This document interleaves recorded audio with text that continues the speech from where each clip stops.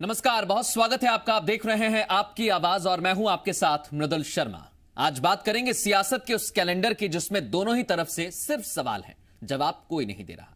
और लड़ाई ट्विटर से शुरू हुई, लेकिन एक के बाद एक बयान सामने आए जो सवाल खड़ा करते हैं कि ये लड़ाई जो शुरू हुई है सवालों से, क्या सिर्फ सवालों तक ही सीमित रह जाएगी या फिर इसको लेकर जवाब भी सामने आएंगे? क्योंकि सवाल बहुत तीखे हैं। सवाल कोरोना को लेकर भी है, कोरोना की व्यवस्था को लेकर भी है, तो सवाल मध्य प्रदेश में सत्ता परिवर्तन को लेकर भी पूछा गया है।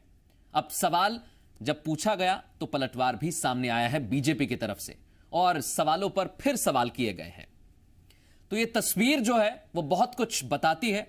बहुत सारे सवाल भी इस दौरान खड़े होते हैं क्योंकि मध्य प्रदेश में इस दौरान उपचुनाव की तस्वीर भी करीब आ रही है। जल्द ही उपचुनाव भी होने वाले हैं। तो छत्तीसगढ़ में भी प्रधानमंत्री की तरफ से जो अहम लड़ाई कोरोना के लिए लड़ी जा रही है उसको लेकर सवाल उठाए जा रहे हैं। चर्चा करेंगे, कुछ खास मेहमान हमारे साथ जुड़ेंगे, लेकिन सबसे पहले आप ये रिपोर्ट देखिए।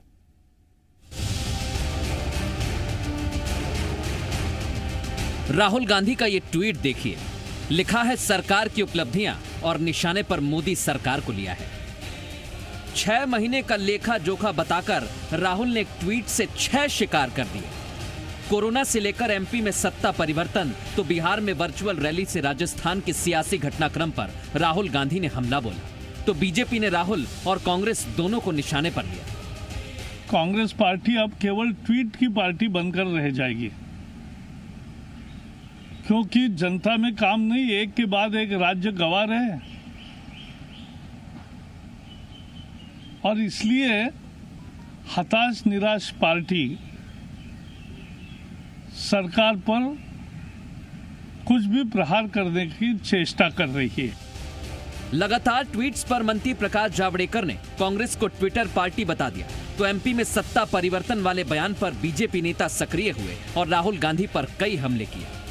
जिस समय कोरोना को लेकर सजगता चाहिए, गंभीरता चाहिए, तब वो मस्खरापन कर रहे हैं। और राहुल गांधी यदि महीनों का हिसाब रख रहे हैं तो मैं उन्हें सलाह दूंगा कि इस देश में आज़ादी के बाद सालों का हिसाब भी रखें। राहुल गांधी हर 2-3 महीने में अज्ञात रूप से विदेश जाते हैं और उसके बाद वो विदेश से आते हैं तो थोड़े से फ्रेश हो जाते हैं। बहुत समय से विदेश में गए नहीं है वो, जो गुप्त यात्रा उनकी विदेश की होती है, और इसलिए अभी मानसिक रूप से थोड़ा सा गड़बड़ लगते हैं मुझे, और इसलिए इस प्रकार के प्रश्नों पूछते रहते हैं। मैं नहीं समझता कि ऐसे प्रश्नों को कोई गंभीरता से लेता होगा। राहुल के ट्वीट वार पर पलटवार हुआ तो एमपी कांग्रेस ने बीजेपी को निशाने पर लिया और बता दिया कि राहुल गांधी ने जो कहा सच कहा। मार्च में मध्य प्रदेश की सरकार को गिराया और उसके बाद में लॉकडाउन किया, और लॉकडाउन करने के बाद में लगातार ऐसे निर्णय लिए जो देश की जनता के खिलाफ थे। ये सरकार सिर्फ झूठ बोलने के अलावा कुछ नहीं कर रही है, ये राहुल जी ने साबित कर दिया। सियासत में वार पलटवार का सिलसिला अब सोशल मीडिया पर ज्यादा दिखता है। कोरोना काल में तो ट्विटर पर बयानों का अंधड़ सा चल पड़ा है। बात कोई भी हो ट्विटर पर आ ही जाती है। तो क्या वाकई कांग्रेस पर बीजेपी के आरोप सही हैं? क्या कांग्रेस ट्विटर पार्टी बन गई है? राहुल गांधी ने मोदी सरकार पर चौतरफा हमला बोला है। तो क्या वाकई कोरोना को लेकर मोदी सरकार विफल रही या फिर एमपी में सियासी बदलाव कांग्रेस को अब तक चुभ रहा है? ब्यूरो रिपोर्ट, जी मीडिया। कुछ खास मेहमान हमारे साथ जुड़ गए, सीधे उनका रुख करेंगे। उमाशंकर गुप्ता हमारे साथ जुड़ रहे हैं, पूर्व में मंत्री रहे, बीजेपी का पक्ष रखेंगे। उमंग सिंघार हमारे साथ जुड़े हुए हैं, ये भी पूर्व में मंत्री रहे हैं, कांग्रेस का पक्ष रखेंगे। और छत्तीसगढ़ से श्रीचंद सुंदरानी हमारे साथ जुड़ गए, बीजेपी का पक्ष रखेंगे, पूर्व विधायक हैं। आरपी सिंह साहब जुड़े हुए हैं, कांग्रेस का पक्ष रखेंगे, मुख्य प्रवक्ता भी हैं। आप सभी का बहुत स्वागत है। और पहला सवाल मेरा उमंग सिंघार जी आपसे है, क्योंकि राहुल गांधी ने जब 6 महीने का लेखा जोखा दिया तो प्रकाश जावड़ेकर ने भी निशाना साधा और यह बताया कि आपको भी अपनी उपलब्धि बतानी पड़ेगी। उपलब्धि के नाम पर उन्होंने भी तंज कसा और ऐसी बहुत सारी बातें रही। सबसे अहम बात उन्होंने कहा कि मध्य प्रदेश में जो सत्ता थी वो आपके हाथ से छिटक गई और आपने सिंधिया को भी खो दिया और सत्ता को भी खो दिया।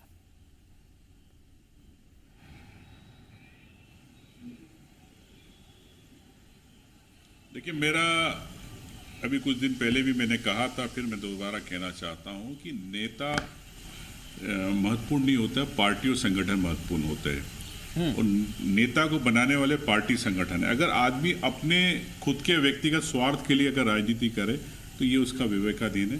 तो मेरे को नहीं लगता है कि इससे कोई कांग्रेस की विचारधारा खत्म हो जाएगी। कांग्रेस की विचारधारा जिंदा है, किसी के जाने से फर्क नहीं पड़ता। एक महत्वपूर्ण चीज़ आपके सवाल का जवाब। दूसरा मैं आपसे कहना चाहता हूँ कि 2 महीने हो गए, 20 मई को मोदी जी ने 20 लाख करोड़ की घोषणा करी थी पैकेज की कि हम देश को आत्मनिर्भर बनाएंगे, और इसके लिए 20 लाख करोड़ उन्होंने कई उद्योगों विभागों के हिसाब से पैसा दिया। 2 महीने होने आए, सरकार आज मध्य प्रदेश सरकार बताए या केंद्र सरकार बताए कि वो पैसा कहाँ किस विभाग में है, वो कितना पैसा लोगों के लिए, क्या आपने मजदूरों खातों के लिए दिया, क्या आपने व्यवसायियों के लिए आपने दिया, जो छोटे उद्योगी उनके लिए किया, कि क्या आपने जो आज बाहर चाइना के आपने आइटम बंद बैन करा रहे आप, तो यहाँ टिकटॉक की जगह अगर किसी कंपनी को काम दिया तो पीछे के रास्ते से कि भारतीय जनता पार्टी उसके साथ पार्टनरशिप में बिजनेस तो नहीं कर रही है। तो ऐसे कई सवाल है कि 20 लाख करोड़ अगर आप कहते हो देश के लिए किया है तो बताएं। आज तक मोदी जी ने, इनकी भारतीय जनता पार्टी ने नहीं बताया। राहुल जी ने जो बात कही है कि इन्होंने सबसे पहले फरवरी में इसलिए लॉकडाउन नहीं किया कि ट्रंप को लेके, कि ट्रंप आने वाले थे, और गुजरात में सबसे ज्यादा कोरोना है, और अहमदाबाद में जहां पे ट्रंप आए, शुरुआत तो वहीं से ये उद्गम मालूम हो सकता है कि ट्रंप पूरे विश्व के लोगों को साथ आए थे और वहीं से शुरुआत हुई। आज सबसे ज्यादा वहां पर है। यही स्थिति आज भाजपा सरकार बनी, कैसे बनी? प्रलोभन से। ये स्थिति आपके सामने है। तो मैं आपसे यही कहना चाहता हूं कि सरकार, मैं फरवरी, देखिए 6 महीने का है तो हम भी एक एक महीने पर ही सवाल कर लें। आपने फरवरी का कहा तो बीजेपी की तरफ से निशाना साधा। उन्होंने कहा कि शाहीन बाग और जो एनसीआर में पूरा इलाका था जहां प्रदर्शन हो रहा था वो पूरी कांग्रेस की देन है। जी जी नहीं, ये बीजेपी का आरोप है। सरकार केंद्र के अंदर किसका शासन है और पुलिस किसकी है? केंद्र की पुलिस है। भारतीय जनता पार्टी चाहती है तो एक दिन के अंदर शाहीन बाग को खाली करा सकती थी। ये तो भारतीय जनता पार्टी ने क्यों वहां पे प्रश्रय दिया? तो ये तो सिर्फ बात डाइवर्ट करने की बात है, धार्मिक रूप से यहां से वहां की गेम खेलने की बात है। लेकिन मेरा सवाल एक ही है कि 20 लाख करोड़ रुपए जो 2 महीने पहले हुए थे लोगों के लिए मंजूर, उद्योगों के लिए, मजदूरों के लिए, कई वो पैसा गया कहाँ है?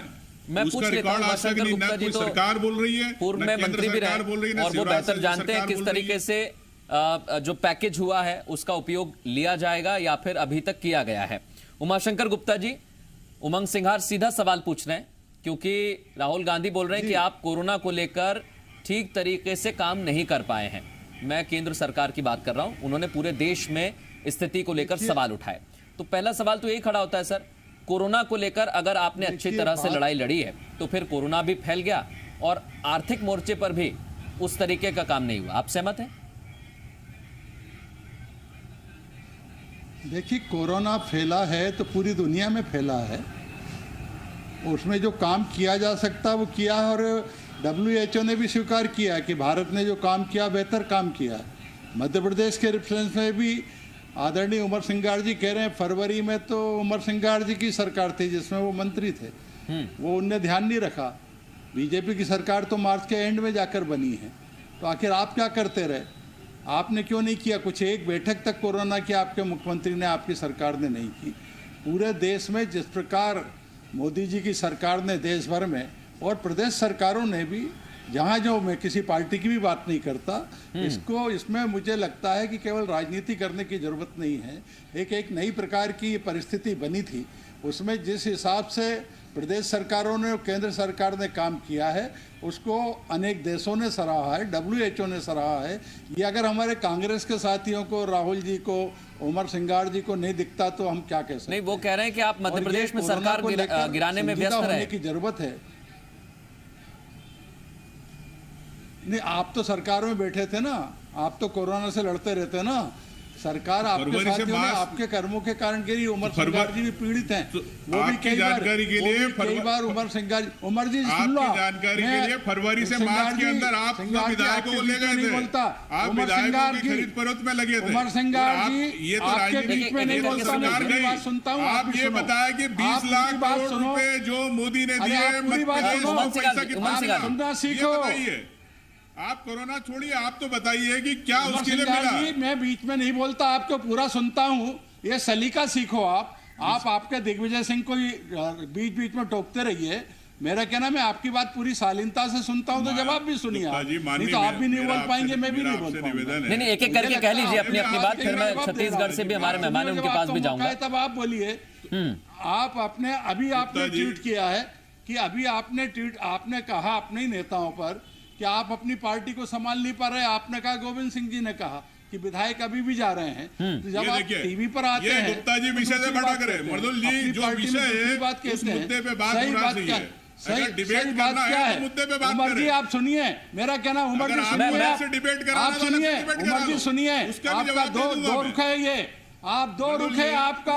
आप कांग्रेस की सरकार में भी बिल्कुल दोनों ही विषय है। देखिए, आपको स्टडी जैसे महीने बदल रहे हैं वैसे विषय बदले। फरवरी में कोरोना को लेकर बात हुई थी, तो मार्च में बीजेपी की सरकार। मालूम है कि नहीं कि बजट का उपयोग कैसे होता है? आखिर बजट का उपयोग कैसे होता है आपको मालूम होना चाहिए। आप मंत्री रहे हैं, बजट किस प्रकार उसका खर्च होता है, ये राहुल गांधी जी का प्रश्न नहीं, उमर सिंगार जी का प्रश्न है। आपको अपने नेताओं पर ही भरोसा नहीं है, आप अपने आप को नेता मानते हैं, ये गलत फहमी है। मेरा कहना है जो वास्तविकता है उसको स्वीकार करिए। जो आपके वास्तविकता स्वीकार करिए, सारे विभागों में जाकर देखिए कि कहाँ उसका उपयोग देखिए, उमंग सिंगार जी और उमाशंकर गुप्ता जी, उमंग सिंगार जी, सरकार कर रही है, उमंग सिंगार जी और उमाशंकर गुप्ता जी, आप दोनों बेहतर जानते हैं, दोनों मंत्री रहे, देखिए कैबिनेट का हिस्सा भी आप रहे हैं एक एक वक्त में। लेकिन जो पैकेज आते हैं, मैं उसी पर आ रहा हूं, मैं पैकेज पर आ रहा हूं, क्योंकि जो पैकेज सरकार ने दिया और जो प्रधानमंत्री केयर फंड है उसको लेकर भी लगातार सवाल उठते रहे हैं। मैं एक एक कमेंट, छत्तीसगढ़ के हमारे साथ नेता जुड़े हुए हैं, पूर्व विधायक रहे हैं, श्रीचंद सुंदरानी बीजेपी का पक्ष रख रहे हैं, और आरपी सिंह साहब हैं। एक एक छोटा कमेंट लेता हूं, फिर आपके पास वापस लौटता हूं, क्योंकि छत्तीसगढ़ में भी यही सवाल उठ रहा है। और मैं आरपी सिंह साहब आपसे सवाल करना चाहता हूं, क्योंकि एमपी में भी यही सवाल उठ रहा है कि जो पैकेज आया वो गया कहां। तो क्या छत्तीसगढ़ में भी ऐसी स्थिति है, या फिर छत्तीसगढ़ में कुछ अलग तरह की स्थिति दिख रही है आपको? देखिए, मोदी जी ने जिस 20 लाख करोड़ रुपए के पैकेज की घोषणा की थी, दरअसल वो मिस्टर इंडिया फिल्म की तरह था। उसको देखने के लिए भक्ति का चश्मा पहनना पड़ता है, और भक्ति का चश्मा जब निकाल देते हैं, या वो लोग जिनको मोदिया बिंद की बीमारी नहीं है उनको वो दिखाई नहीं देता है। तो 20 लाख करोड़ का पैकेज चलता दिल्ली से है और यहां छत्तीसगढ़ आते आते 0 रुपए में परिवर्तित हो जाता है। तो किसके पेट पे जाता है, पहली बात। दूसरी बात, मैंने वहां के मंत्री सारंग जी का बयान, राहुल गांधी पर की हुई टिप्पणी मैंने सुनी। उन्होंने कहा कि राहुल गांधी जी मस्खरा फन कर रहे हैं। मेरे मित्र, मेरे भाई, इस देश का कोई सबसे बड़ा मस्खरा है तो उसका नाम है नरेंद्र मोदी। याद कीजिए, इस देश में कोरोना का पहला पेशेंट कब मिला था? 30 जनवरी को। हमारे देश में तो कोरोना था नहीं, आया कहां से? चाइना से। अगर इंटरनेशनल फ्लाइट्स आप बंद कर देते तो क्या पेशेंट आ पाते? अगर उनकी स्क्रीनिंग वही कर देते, क्या यह संख्या बढ़ पाती? ये मत भूलिए, आज की तारीख में 25 ऐसे देश हैं मृदुल भाई, 25 ऐसे देश हैं जो कोरोना मुक्त हो चुके हैं, और हम कहां हैं? 215 देशों की सूची में हम तीसरे नंबर पे खड़े हैं। नंबर 1 पे ट्रंप और नंबर 3 पे मोदी, और दोनों ही नेताओं की बुद्धि एक जैसी है। अन्यथा ऐसी क्या वजह है? जब 25 देश कोरोना मुक्त हो चुके हैं, उस 25 देशों में हम शामिल क्यों नहीं हैं? वही तो है। जिस रफ्तार से एक समय पर राज्य सरकार और केंद्र सरकार के बीच में समन्वय नहीं बना। सुनिए आरपी सिंह साहब, मैं उसी कोरोना पर ही आ रहा हूं, क्योंकि देखिए ये कहा गया कि केंद्र सरकार ने काम नहीं किया, राज्य सरकारों को पावर दे देना चाहिए, फिर राज्य सरकारों को दिया। तो क्या, मैं दोनों सरकारों की बात कर रहा हूं, जहां बीजेपी की सरकार है या फिर कांग्रेस की या फिर किसी और पार्टी की, क्या वहां पर स्थितियां सुधर गई? देखिए, हमारे राज्य की आबादी है 2 करोड़ 70 लाख रुपया, और प्रदेश के सबसे बड़े चैनल पर मुझे बताते हुए खुशी हो रही है कि हमारे राज्य में आज की तारीख में कोरोना पॉजिटिव पेशेंट्स की संख्या है 1690। 2,70,00,000 की पॉपुलेशन वाला राज्य, और कोरोना पॉजिटिव्स की संख्या कितनी है? 1690। और हमारी गंभीरता देखिए, ये राजधानी है। हमने यहाँ पर राजधानी में कल से अभी भी 7 लॉकडाउन दिन का लगाना पड़ रहा है सिंह साहब। लॉकडाउन लागू कर दिया है सिंह साहब, लॉकडाउन लगाना पड़ रहा है, वही तो हम कह रहे हैं। 6 महीने में भी अभी क्यों नहीं लगाएंगे? देखिए 30 जनवरी के बाद से अभी तक क्या ऐसी आपकी स्थिति बात नहीं सुन- बनी कि अनलॉक हो सके? सुनिए, मोदी जी ने क्या कहा था। आप पानी पी लीजिए, मैं श्रीचंद सुंदरानी जी से। देखिए, जब लॉकडाउन लगा तब देश में, हाँ मृदुल जी पहले सुन लीजिए, बस आप- सवाल को इतना हाँ, जवाब कहिए। नहीं कीजिएगा। जब पहला लॉकडाउन लगा 24 मार्च को, तब इस देश में कोरोना संक्रमित मरीजों की संख्या थी 519। तब मोदी जी कोरोना के खिलाफ जंग लड़ रहे थे, और जब यह संख्या बढ़ के 2.25 लाख से ऊपर हो गई, तब मोदी जी ने कहा आत्मनिर्भर भारत। छत्तीसगढ़ी में बोलते हैं ते जान तो काम जान, मतलब तुम जानो और तुम्हारा भाग्य जाने। तब मोदी जी ने अनलॉक यही तो कर दिया। सवाल है, क्योंकि राहुल ये गांधी भी कहाँ अपने के ट्वीट में वैज्ञानिक यही थे लिखते मोदी हैं जी? कि ऐसी देश दिव्य दृष्टि, कोरोना ऐसी से दिव्य सोच कहाँ से आती आत्मनिर्भर है? ही, कि यानी खुद ही लड़ रहा है। होता है और 2.25 लाख में मैं अनलॉक। श्रीचंद सुंदरानी जी के पास जा रहा हूं। सुंदरानी जी, छत्तीसगढ़ की कांग्रेस भी यही कह रही है, राहुल गांधी भी यही कह रहे हैं कि आत्मनिर्भर आपने बना दिया लोगों को, लेकिन अब वो कोरोना से खुद ही लड़ रहे हैं।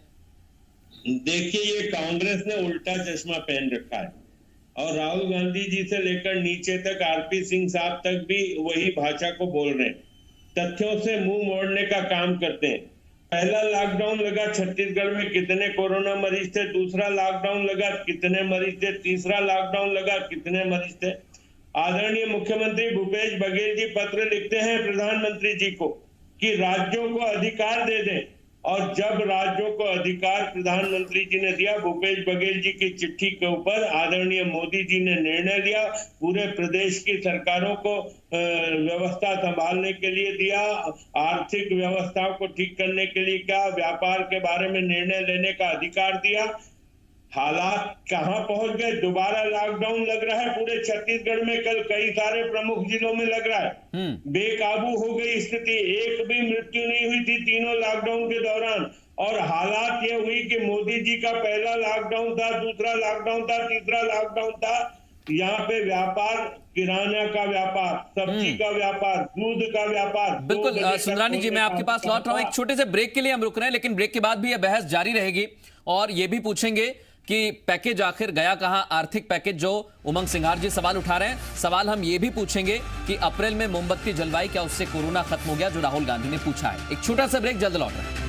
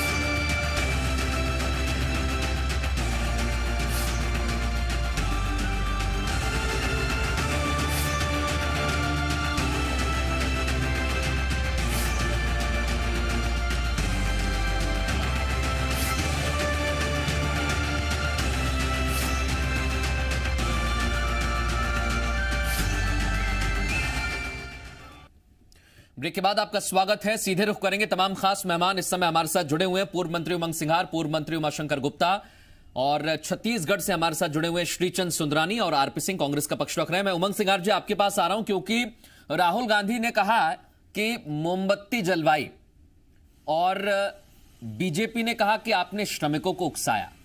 तो क्या वाकई इस तरह की स्थिति आपको लगी? राहुल गांधी क्योंकि मुलाकात करने पहुंचे थे, उस दौरान भी सियासत हुई थी।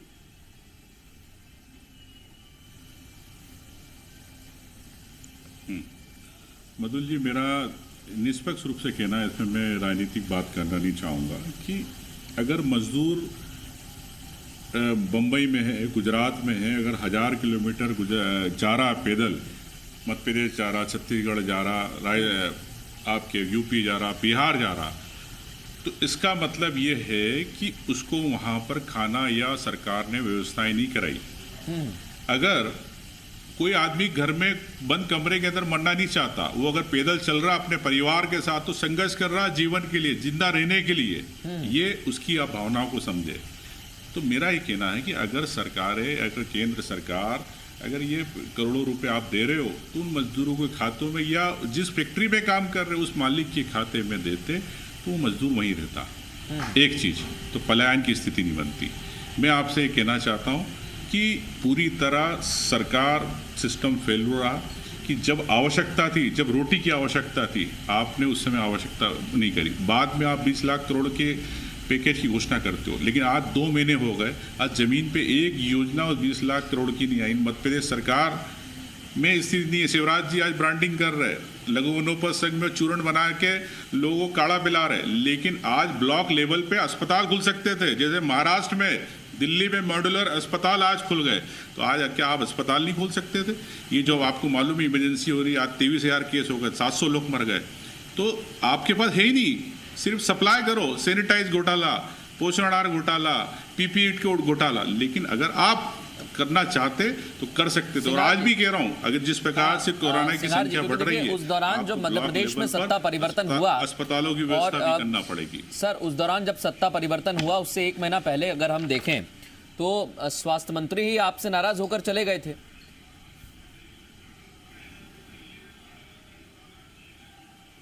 जी देखिए, मैं आपसे फिर कहना चाहता हूं कि जो फरवरी से मार्च की है, जब मोदी जी ने वहां पे लॉकडाउन किया, घोषणा करी WHO की गाइडलाइन के अनुसार, तत्काल हमारे माननीय ने विधानसभा सत्र को कैंसिल किया और तत्काल वहां पे लॉकडाउन की व्यवस्था करी।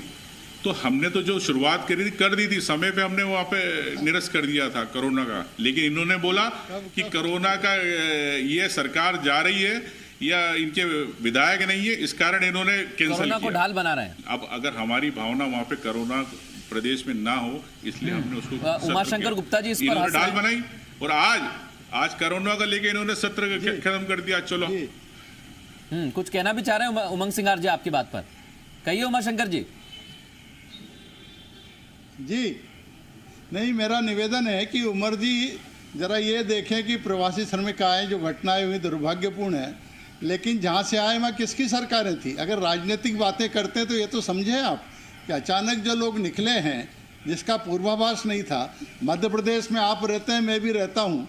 मध्य प्रदेश में जो निकले उसको मध्य प्रदेश की बीजेपी की सरकार ने अधिकतम व्यवस्था जनता के साथ मिलकर की कि नहीं, सेवा की कि नहीं? उनको हर बात में राजनीति देखना और आलोचना करना, ये स्वभाव ठीक नहीं होता है। जो वास्तविकता उसको समझना चाहिए। छत्तीसगढ़ में आपकी सरकार है, महाराष्ट्र में आपकी सरकार है, राजस्थान में आपकी सरकार है, वहाँ क्या हुआ? वहाँ भी यही स्थिति बनी। इसको भी हमें स्वीकार करना पड़ेगा कि अनायास जो स्थिति बनी है, ये मैंने जैसे कहा कि कोरोना ये जो आया है, इसमें जहां जो हो सकता था वो करने की कोशिश की है। लेकिन सर, आपने सारी सरकारों का जिक्र किया, मैं इसलिए आपसे जिक्र कर रहा हूं। आ रहा हूं इसके बाद लूंगा आपसे सवाल।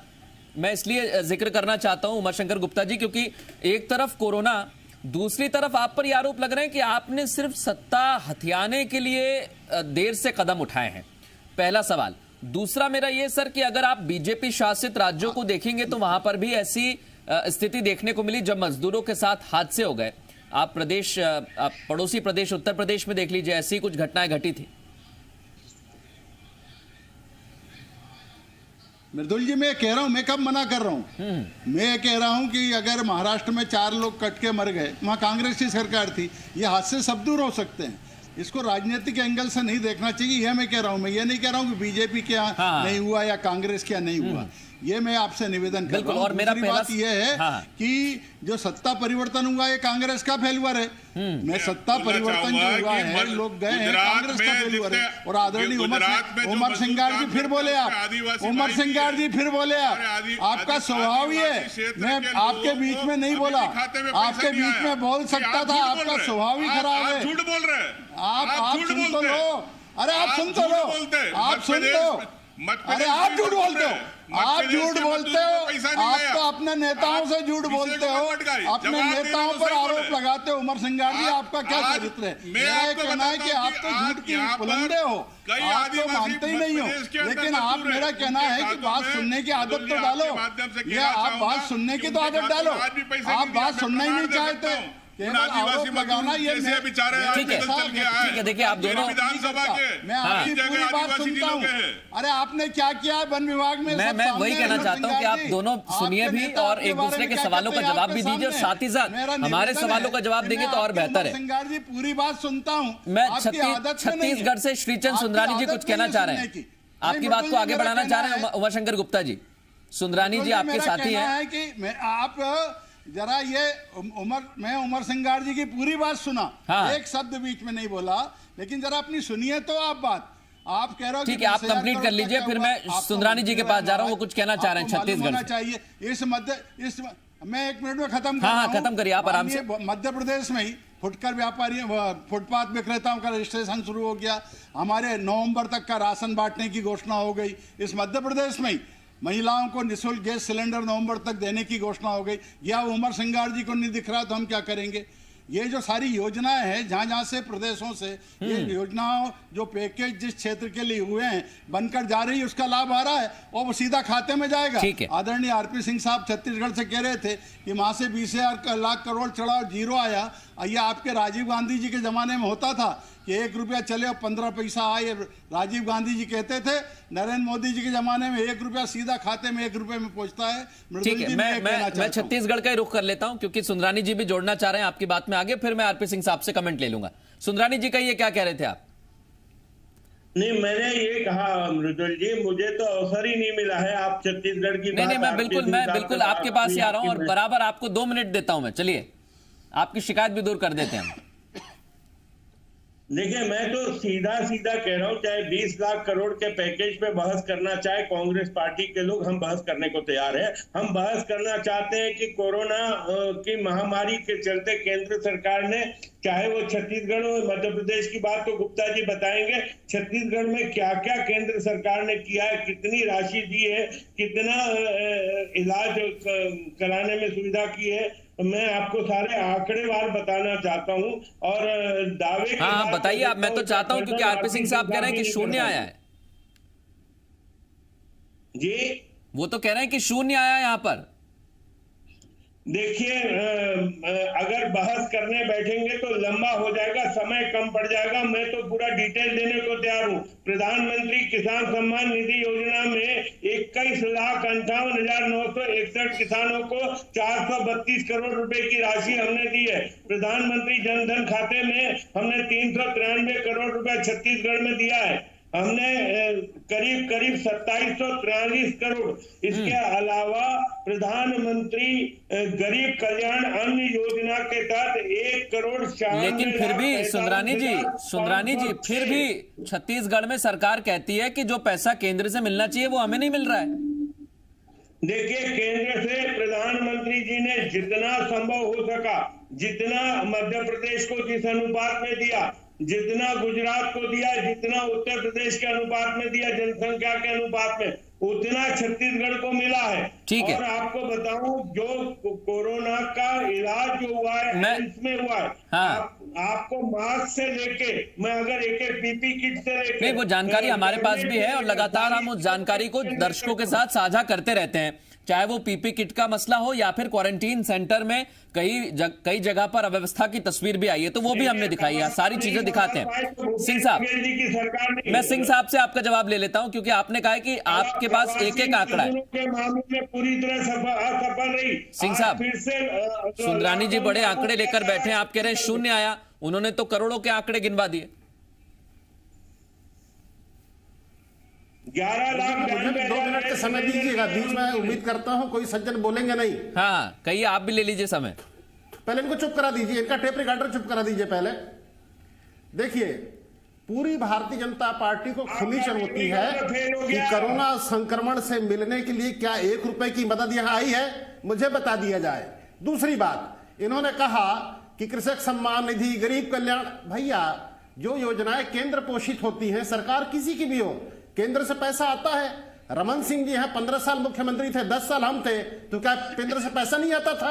आज मोदी जी ने केंद्र पोषित योजनाओं के लिए पैसा भेज दिया है, तो क्या नानी के घर से लाए थे मोदी जी, मामा के घर से लाए थे, नागपुर से लाए थे, गुजरात से लाए थे, या चाय बेचते थे वो पैसा लेके आ गए? एहसान कर दिया आपने, जनता का पैसा जनता को दिया है।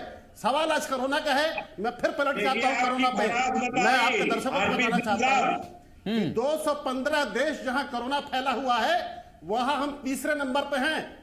10 लाख लोगों में से 10,175 लोगों का टेस्ट होता है, जो कि पूरी दुनिया में 55वें नंबर पे है। और विधायक खरीदने के मामले में ये देश नंबर 1 पर है। तो आपकी मंशा क्या है? आपकी मंशा है भ्रष्टाचार करना। नहीं, वो कहते हैं कि कांग्रेस पार्टी अपने राज्य की इकाइयों को संभाल नहीं पाती है। आरपी सिंह साहब, चाहे वो मध्य प्रदेश हो या फिर राजस्थान हो, ये आरोप लगाया गया है। सिंह साहब, सचिन पायलट को नहीं संभाल पा रहे। सिंह साहब, अरे आपके पीएम केयर फंड में कितना पैसा आया और कितना सार्वजनिक किया? इतना डर? आप बोलते थे ना सीए लाएंगे, एनआरसी लाएंगे, कागज दिखाओ। अरे अब पहले आप कागज दिखा दो। अब कागज दिखाने के नाम से कभी छूटती है, आप उसका गिनती करोगे। ठीक है, आखिर आप नहीं, इस मसले को लेकर भी सवाल उठे हैं। फंड रखिए। देखिए, फरवरी, मार्च, अप्रैल, मई, जून, जुलाई, ये जो महीने हैं, यहाँ पर सवाल उठाए जा रहे हैं और हर एक मुद्दे को पकड़ा जा रहा है। हम भी कोशिश करेंगे कि हर एक मुद्दे का सिरा पकड़ें। उमंग सिंगार जी, आपके पास आ रहा हूं, क्योंकि छत्तीसगढ़ में भी कहना है कि पैसा नहीं पहुंचा। दूसरा, ये उनका कहना है कि पैसा चुनावों में लग गया, या फिर यूं कहे कि सरकार बदलने में लग गया।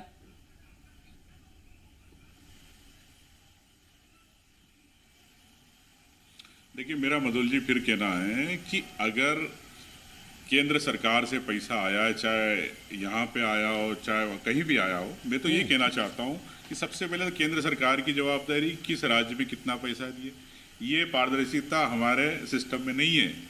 आपके चैनल से कहना चाहता हूँ, अगर मोदी जी पारदर्शिता की बात करते तो सबसे पहले वहां से जब पैसा जारी करते केंद्र सरकार, तो आम जनता देश की देख सके। देखिए, देश की सरकार थी तो भी पैसा आता ये था। देखिए, अरे यार, अभी विधायक हार गए हुए हमारे पीसी भाई से, ये परेशान है। आपको कारपोरेशन का बना देंगे चेयरमैन। यार गुप्ता जी क्यों लोड ले रहे?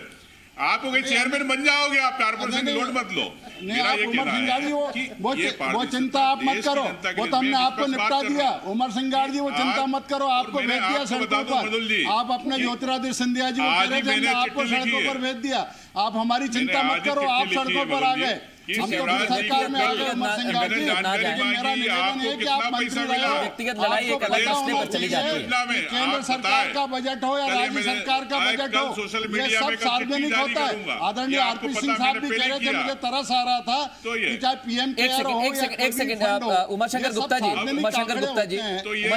जी, सुनिए तो मेरी बात। ऑडिट जनरल का आता है। मैं वही कह रहा हूँ ना, उमंग सिंगार जी ने जो सवाल खड़े किए थे, वो भी राजनीति में सामने आए, खबरों में आए। उमंग सिंगार जब सरकार में थे तब भी सवाल खड़े हुए थे। तो ट्रांसपेरेंसी को लेकर क्या उमंग सिंगार जी, जैसा उमाशंकर गुप्ता जी कह रहे हैं, क्या आपके वक्त नहीं थी ट्रांसपेरेंसी?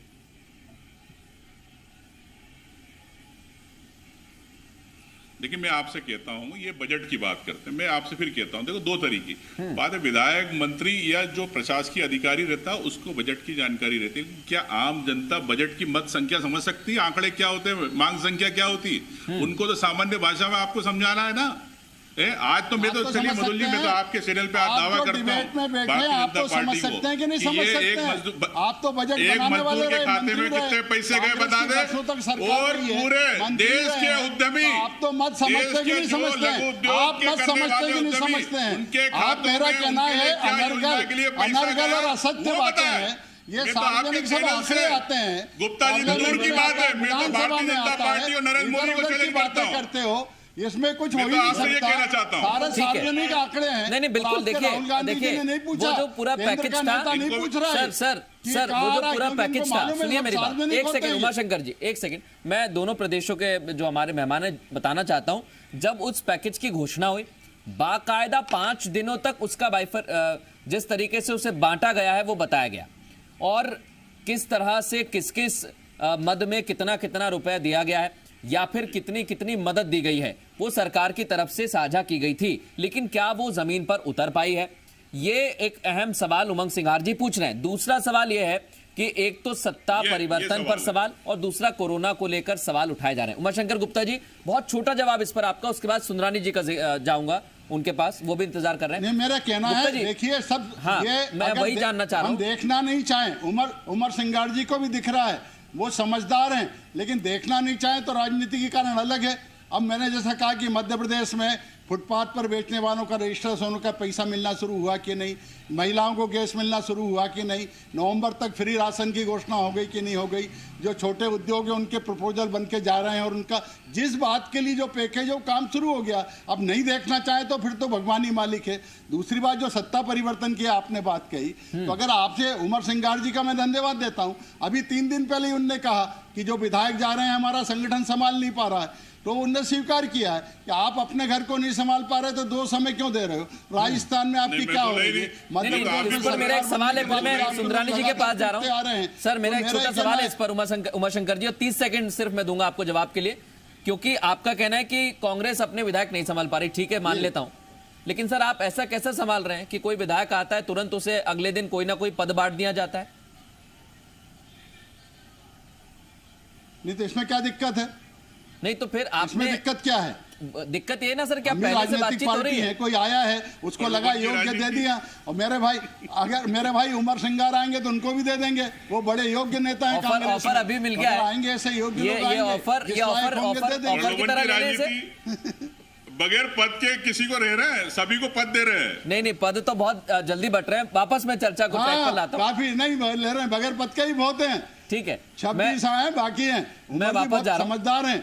सुंदरानी जी के पास। सुंदरानी जी, क्या जैसा उमाशंकर गुप्ता जी बता रहे हैं कि मध्य प्रदेश में पैकेज ऐसे जहां जहां डिवाइड किया गया था वहां तक पहुंच रहा है, छत्तीसगढ़ में भी पहुंच रहा होगा फिर तो? देखिए, निश्चित रूप से पहुंच रहा है। एमएसएमई में 3 लाख करोड़ रुपए दिया है। मैं उद्योग क्षेत्र से आता हूं, मैं व्यापार क्षेत्र से आता हूं। हाँ। मैं बता सकता हूं कि जिस प्रकार 20% का अतिरिक्त ऋण चौथे दिन मिलना शुरू हो गया था, लेकिन कांग्रेस को नहीं दिखता। मनरेगा का पैसा 180 रुपए से बढ़ाकर 202 रुपए किया।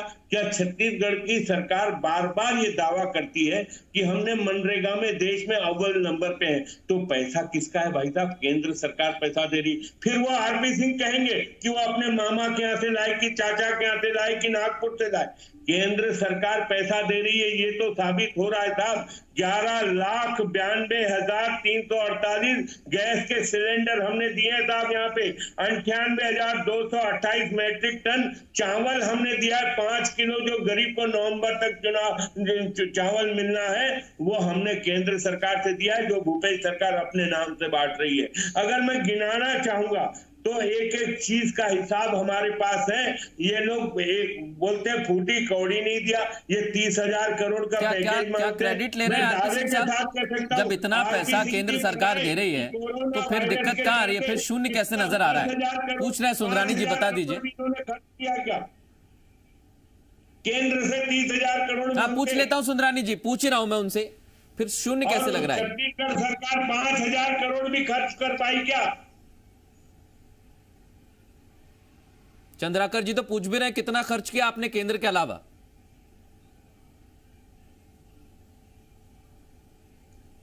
आरपी सिंह साहब। मृदुल जी, अब मैं बोलूं? हाँ कहिए। देखिए, छाती ठोक कर झूठ बोलना और बेशर्मी के साथ सार्वजनिक रूप से झूठ बोलना, यह परंपरा इस देश में किसी ने शुरू की है तो इस देश के प्रधानमंत्री नरेंद्र मोदी ने। अभी सुंदरानी जी ने कहा कि यहां जो चावल दिया जा रहा केंद्र सरकार ने भेजा है। मेरी चुनौती है, गरीब कल्याण योजना के तहत इस राज्य का चयन ही नहीं हुआ है। जब राज्य सूची में है नहीं तो कौन सा चावल आ रहा है जिसे हम बांट रहे हैं?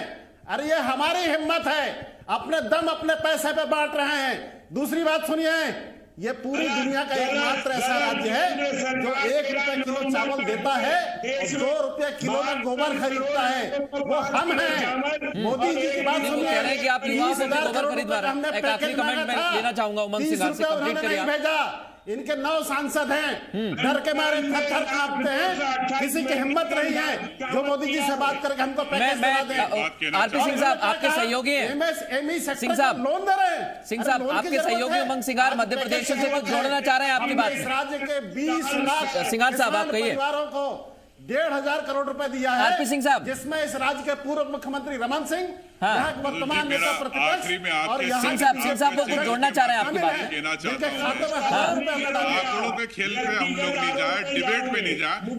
आम व्यक्ति जिसको जिस योजना में है उसको लाभ मिल रहा है कि नहीं मिला, ये हमको होना चाहिए। ये कोई भी सरकार हो, कोई भी जनप्रतिनिधि हो, उसको आम व्यक्ति को जिस योजना से जुड़ा उसको उसका लाभ मिल रहा है कि नहीं, इसका परीक्षण होना जरूरी है। जब जाके सर लाभ मिल रहा है या नहीं मिल रहा है कैसे पता चलेगा? क्या आप जल्दी जनता के पास जाएंगे और वो स्थिति हमने लगता है कि साफ कर देगी? वक्त बहुत कम है, इसलिए इजाजत लेते हैं आप सभी से। बहुत शुक्रिया आप चारों का हमारे साथ जुड़ने के लिए।